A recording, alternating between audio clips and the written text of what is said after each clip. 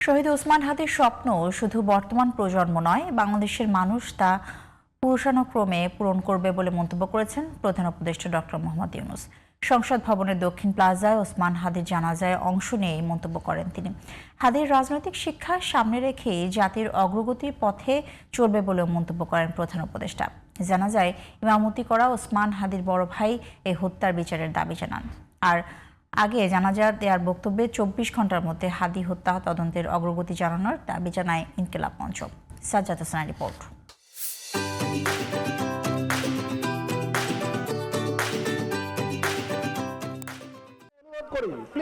আধিপত্যবাদ বিরোধী বিপ্লবী শহীদ শরীফ ওসমান হাদির জানাজার নামাজের জন্য নির্ধারিত সময় ছিল দুপুর 2টা। তবে এর অনেক আগেই কানায় কানায় পূর্ণ হয়ে যায় সংসদ ভবনের দক্ষিণ প্লাজা মাঠ। ধীরে ধীরে জনসমাগম সংসদের পূর্ব পাশের মাঠ ছাড়িয়ে মানিক মিয়া এভিনিউ হয়ে চলে যায় আসাদ গেট পর্যন্ত। লাখ লাখ মানুষের অংশগ্রহণে স্মরণকালের বৃহত্তম জানাজায় পরিণত হয় এটি। দুপুর 2টার পর হাদির কফিন আনা হয় দক্ষিণ প্লাজায়। লাখো জনতার সাথে জানাজায় অংশ নেন বিভিন্ন রাজনৈতিক দলের নেতা, সরকারি বেসরকারি ঊর্ধ্বতন কর্মকর্তা সহ সরকার প্রধান। জানাজার আগে দেওয়া বক্তব্যে ইনকিলাব মঞ্চের সদস্য সচিব বলেন, এই হত্যার বদলা নিতেই লাখ লাখ মানুষ হাজির হয়েছে। কোনো রকম সহিংসতায় না জড়ানোর আহ্বান জানিয়ে 24 ঘন্টার মধ্যে স্বরাষ্ট্র উপদেষ্টাকে এই হত্যাকাণ্ডের তদন্তের অগ্রগতি জানানোর দাবি জানান তিনি। আগামী 24 ঘন্টার মধ্যে স্বরাষ্ট্র উপদেষ্টা এবং সহকারী উপদেষ্টা খোদাবক্স তাদেরকে জনতার সম্মুখে এসে তারা এই খুনের ব্যাপারে গত এক সপ্তাহ ধরে কি পদক্ষেপ নিয়েছে তা জনসম্মুখে জানাতে হবে। ইনকিলাব মঞ্চ ব্যতীত কারো কোনো প্রোপাগান্ডায় আপনারা কোনো ধরনের সহিংসতার পথ বেছে নেবেন না। ওসমান হাদির হত্যাকাণ্ডের বিচার যেন দেখে যেতে পারেন এমন দাবি জানায় জানাজায় ইমামতি করা ওসমান হাদির বড় ভাই। আমার ভাই শরীফ ওসমান হাদির বিচার যেন প্রকাশ্যে এই বাংলার জমিনে আমরা দেখতে পারি। 7 দিন হলো এখনো পর্যন্ত আমরা কিছুই করতে পারলাম না। এই দুঃখে কলিজা ছিঁড়ে যাচ্ছে।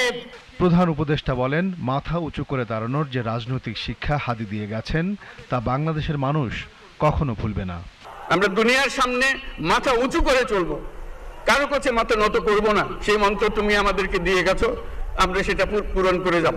যে কিভাবে প্রচারণা কার্য চালাতে হয়, কিভাবে মানুষের কাছে যেতে হয়, কিভাবে মানুষকে কষ্ট না দিয়ে তার বক্তব্য প্রকাশ করতে হয়, কিভাবে বিনীতভাবে মানুষের কাছে আসতে হয়, সবকিছু তুমি শিক্ষা দিয়ে গেছো। আমরা এই শিক্ষা গ্রহণ করলাম। হাদির স্বপ্নের বাংলাদেশ গড়ার ওয়াদা দেশের মানুষ প্রজন্ম থেকে প্রজন্ম পূরণ করে যাবে বলেও আশা প্রকাশ করেন সরকার প্রধান। প্রিয় হাদি, বিদায় দিতে আসিনি আমরা। তোমার কাছে আমরা ওয়াদা করতে এসেছি। তুমি যা বলে গেছো সেটা যেন আমরা পূরণ করতে পারি, সেই ওয়াদা করার জন্য আমরা একত্র হয়েছি। সেই ওয়াদা শুধু আমরা নয়, পুরুষানুক্রমে বাংলাদেশের সব মানুষ পূরণ করবে। সেই ওয়াদা করার জন্যই আমরা তোমার কাছে আজকে এসেছি, সবাই মিলে যে যেখানে আছে।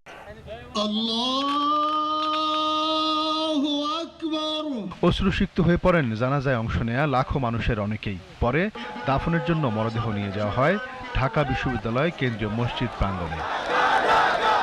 জানাজায় লাখ লাখ মানুষের উপস্থিতি প্রমাণ করে গণমানুষের হৃদয়ে কতটা জায়গা করে নিয়েছিলেন শহীদ শরীফ ওসমান হাদি। আধিপত্যবাদ বিরোধী এবং ইনসাফ ভিত্তিক সমাজ গড়ার এই যোদ্ধা স্মরণীয় হয়ে থাকবেন যুগ যুগ ধরে। তার এই শাহাদাত জাতিকে ঐক্যবদ্ধ করে রুখে দেবে দেশি বিদেশি সব ষড়যন্ত্র, এমনটাই চাওয়া সবার। Sajjad Hossain, GTV news, Dhaka.